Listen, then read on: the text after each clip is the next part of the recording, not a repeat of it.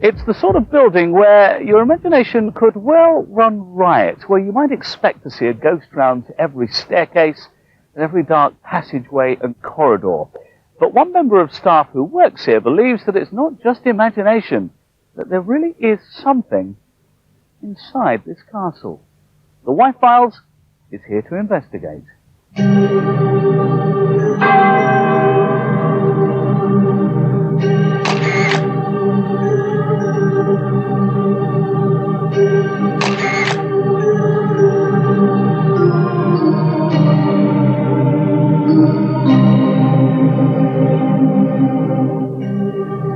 We've come to HIGHCLERE Castle here in Newbury in Berkshire to try to get to the foot of a fascinating haunting. Maureen Cummins has worked here for over 30 years, and through those years she's had a number of strange encounters with the other side.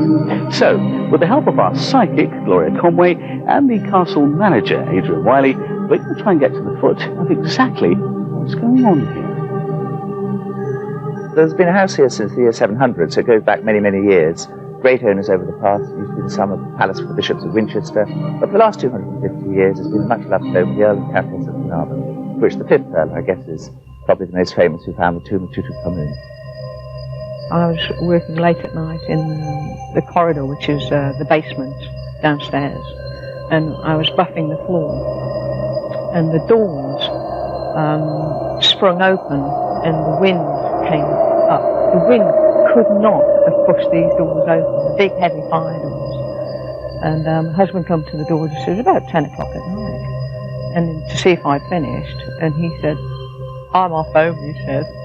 Below that, I don't know quite how to express it, but you could feel someone was actually there, but you couldn't actually see anything. It must have been the lady that walks up and down the corridor. Apparently she was a nanny that her charge had died in the Victorian times, and she walks up and down the corridor. This is her way of saying she was sorry, because she actually let the baby die in her charge. We'll hear more from Maureen in just a moment, but first let's join Gloria, our psychic, down in that corridor to see whether she can pick anything up. Well, this is the corridor where the Grey Lady has been spotted and where the doors have mysteriously opened and shut by themselves. Gloria, you've had a wander around. What have you sensed here? Okay. Halfway along the corridor there's a woman. She's slim, she's a little bit taller than I am, and she's not one of the recorded type of haunting, because she's moving. Right. So I've had to follow up and down the corridor trying to sort of follow her along.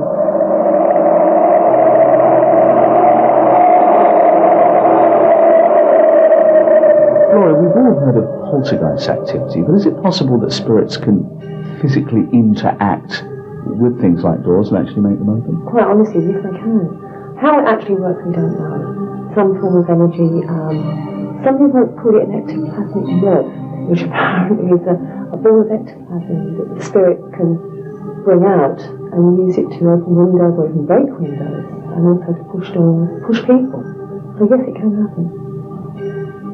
According to many mediums, ghosts often will appear at spots where there in the past have been emotionally charged events. So let's see if that's the case here. As far as I'm concerned, places like HIGHCLERE Castle don't have unnecessarily horrible things happening. Certainly not from my experience. History has a sense of repeating itself, and the current family, you couldn't become a perhaps more agreeable family, and history would have produced any grey areas if there had been, and they're not.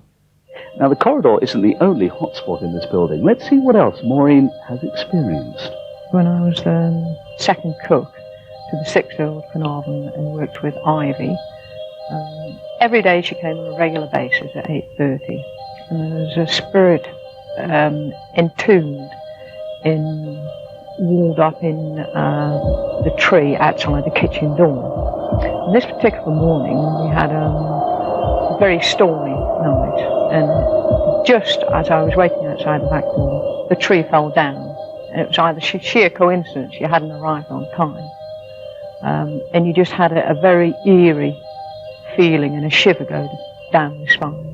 Apparently a spirit was put into the tree for some bad deed he'd done.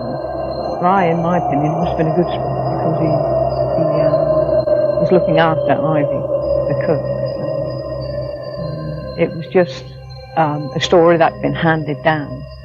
But on that particular day, I felt myself that it's scary. Maureen has been here for 30 years, and I think with that wonderful history of association with the house, she, I think, has got to be taken as a credible a witness. And there have been a number of things that she said to me that make me think, well, perhaps there is. But yet again, because I haven't experienced it, I don't believe it, the usual adage. Well, just over to my right is the back entrance to the kitchen here. And just behind me here is where the tree used to stand, the tree that was allegedly haunted. Now, how much of that is just a legend and how much of it is an active ghost still? Well, Gloria, our psychic's been looking around. Gloria, what did you find here? Nothing at all, to be perfectly honest. I've walked around the tree, can't feel anything at all. There is another dramatic ghost story that we can tell you about here at the castle. Apparently a former clerk who used to work here reported seeing a headless horseman on a coach drawn by 5 white horses breathing fire coming up the drive. So let's join Gloria, our psychic, outside and see whether she can pick up anything on that particular sighting. In this particular area, I don't feel anything, I must admit. It doesn't feel, again, it could be the wind. I mean, it's very, very windy here, so it does tend to detract a little bit.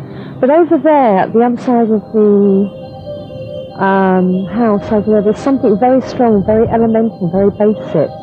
4 or 5 different spirits over there, which I found quite alarming.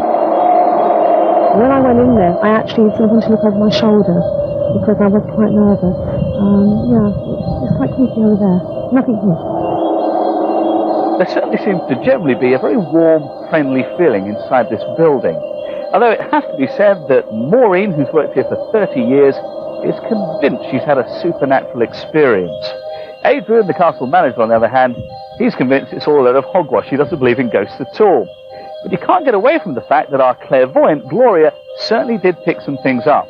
She is absolutely convinced that there is a presence down in that basement corridor, and that an elemental and strange sort of spirit lurks somewhere to the left of the building. In fact, there could be more than one spirit there. All in all, it's all still a bit of a mystery, but it certainly seems there's at least one, if not several ghosts lurking in here.